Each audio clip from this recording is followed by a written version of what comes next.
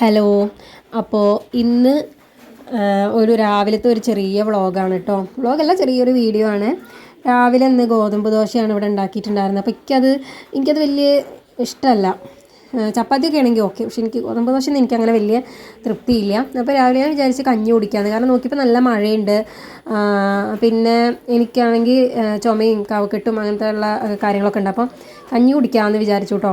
അപ്പോഴേക്ക് കുഞ്ഞുവാവയൊക്കെ എണീച്ചിട്ടുണ്ടായിരുന്നു. അപ്പോൾ അവൾക്ക് ദോശയൊക്കെ കൊടുത്ത് പിന്നെ അവൾ ഉറങ്ങാൻ തുടങ്ങി. പിന്നെ അപ്പോൾ ഞാൻ നോക്കിയപ്പോൾ തൊടിയിലൊക്കെ കുറേ അരിമുളകുകൾ നിൽക്കുന്നുണ്ട് കേട്ടോ. എനിക്ക് ഭയങ്കര ഇഷ്ടമാണ് അരിമുളകിൻ്റെ ഫ്ലേവറൊക്കെ എനിക്ക് ഭയങ്കര ഇഷ്ടമാണ്. അപ്പോൾ പെട്ടെന്ന് ഉണ്ടാക്കാവുന്ന ഒരു ചമ്മന്തിയാണിത്. ഞാൻ ഇടയ്ക്ക് ഇങ്ങനെ ഉണ്ടാക്കാറുണ്ട്. അരിമുളകും ചെറിയ ഉള്ളിയും പുളിയും ഉപ്പും കൂട്ടിയിട്ട് നന്നായിട്ട് അരയ്ക്കുക. ഇതിൽ പുളി ഇടാണ്ടും ചിലർ അരയ്ക്കാറുണ്ട് കേട്ടോ. എനിക്ക് പുളി കൂട്ടിയിട്ടാണ് ഒന്നുകൂടെ ഇഷ്ടം.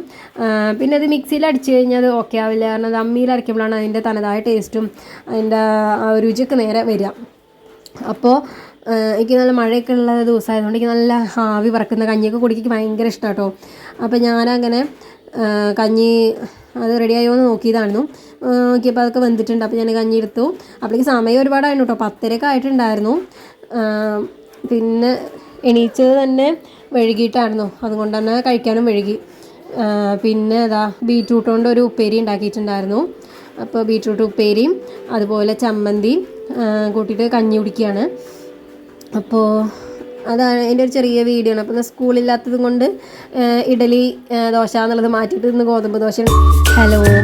അപ്പോൾ ഇന്ന് ഒരു രാവിലത്തെ ഒരു ചെറിയ വ്ളോഗാണ് കേട്ടോ. വ്ളോഗല്ല, ചെറിയൊരു വീഡിയോ ആണ്. രാവിലെ ഇന്ന് ഗോതമ്പ് ദോശയാണ് ഇവിടെ ഉണ്ടാക്കിയിട്ടുണ്ടായിരുന്നത്. അപ്പോൾ എനിക്കത് വലിയ ഇഷ്ടമല്ല. ചപ്പാത്തിയൊക്കെ ആണെങ്കിൽ ഓക്കെ, പക്ഷേ എനിക്ക് ഗോതമ്പ് ദോശ എനിക്കങ്ങനെ